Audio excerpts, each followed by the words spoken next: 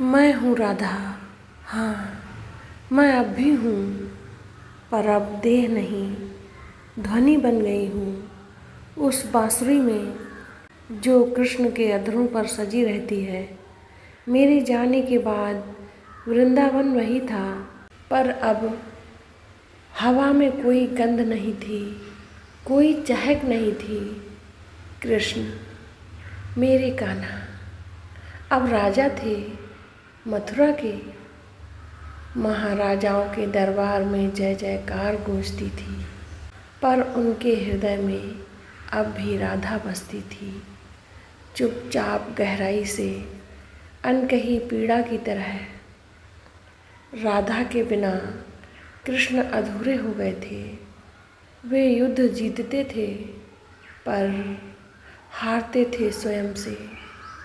वे महलों में रहते थे, पर खोजते थे उस वृंदावन की गलियों को, जहाँ पग पग पर राधा के पायल की छनक सुनाई देती थी।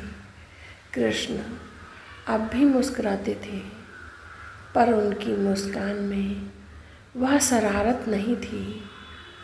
वो राजाओं से सभा करते थे, पर हर सभा में उनकी नज़र कहीं खो जाती थी।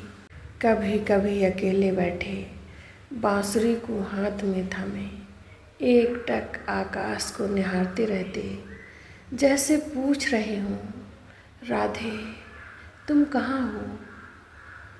दुनिया कहती रही, कृष्ण तो जगत गुरु हैं, कृष्ण तो लीला पुरुष हैं, पर कोई नहीं जानता था कि उस लीला पुरुष के भीतर एक प्रेमी बैठा था जो राधा को खो चुका था। कृष्ण ने फिर कभी वह बांसुरी नहीं बजाई, वह बांसुरी जिसे राधा ने अंतिम समय में मांगा था। वही बांसुरी कान्हा ने उसे तोड़ दिया और उसे यमुना जी में प्रवाहित कर दिया, क्योंकि अब वह धुन सुनने वाली राधा ही नहीं रही थी। कहते हैं, रातों को जब महल के सब दीपक बुझ जाते थे, कृष्ण चुपचाप महल से बाहर निकल जाते, वृंदावन के रास्ते पर भटकते, जहाँ कभी राधा हंसती थी। वही जगहें अब सूनी हो गई थी। कभी किसी बुजुर्ग गाय से पूछा करते, क्या तुमने राधा को देखा है? कभी किसी फूल से पूछते, क्या तुम्हारी महक में राधा की खुशबू अब भी है? पर उत्तर सिर्फ निस्तब्धता देती थी, खामोशी, विरह। श्री कृष्ण जानते थे कि राधा देह नहीं थी, राधा प्रेम थी, लेकिन फिर भी मनुष्य का मन तो चाहता है स्पर्श, चाहता है दर्शन, चाहता है बात करना। पर कृष्ण के भाग्य में अब शेष था सिर्फ विरह।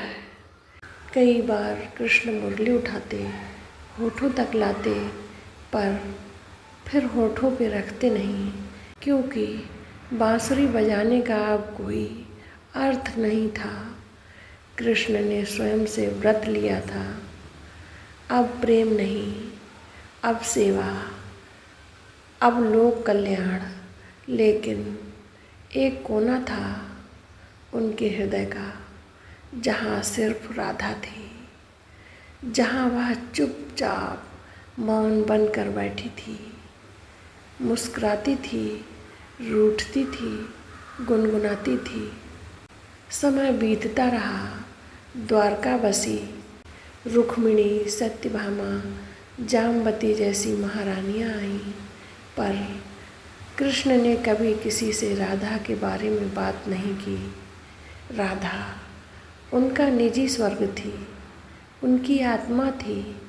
आखिर जब महाभारत का युद्ध भी समाप्त हो गया और कृष्ण पृथ्वी पर अपनी अंतिम लीला की ओर बढ़ रहे थे, एक रात, आखिरी रात, कृष्ण ने आकाश की ओर देखा मुस्कुराए। उनकी आँखों में चमक थी जो केवल राधा को देख कर आती थी। उनके होठों पर एक फुसफुसाहट थी, राधे। और उसी क्षण कृष्ण अपनी देह छोड़कर चले गए राधा के पास, जहाँ कोई वियोग नहीं था, जहाँ केवल मिलन था, जहाँ केवल प्रेम था। आज भी कहते हैं, यदि वृंदावन की हवाओं में ध्यान से सुनो तो वहाँ बांसुरी की एक सूक्ष्म सी धुन गूंजती है और कोई मृदुल आवाज़ कहती है, राधे कृष्णा राधे कृष्णा, राधे कृष्णा राधे कृष्णा। क्योंकि प्रेम कभी मरता नहीं, प्रेम कभी पुराना नहीं होता, प्रेम बस अमर होता है, जैसे राधा और कृष्ण का। मैं हूँ राधा और मैं अब भी हूँ। राधा और कृष्ण का प्रेम जन्मों से जनमानस को भावुक करता आया है। आज आपने सुनी वह अनकही कथा, जहाँ विरह भी मिलन बन गया, जहाँ राधा और कृष्ण का नाम एक दूसरे के बिना अधूरा है। अगर यह कहानी आपके दिल को छू गई हो तो इसे अपने अपनों के साथ ज़रूर साझा करें, ताकि प्रेम की यह अमर गाथा हर दिल तक पहुंच सके। चैनल को सब्सक्राइब करना ना भूलिए, ताकि हम फिर मिलें ऐसी ही किसी भावुक यात्रा में। तो मित्रों, प्रेम से बोलो, जय श्री राधे, जय श्री कृष्णा।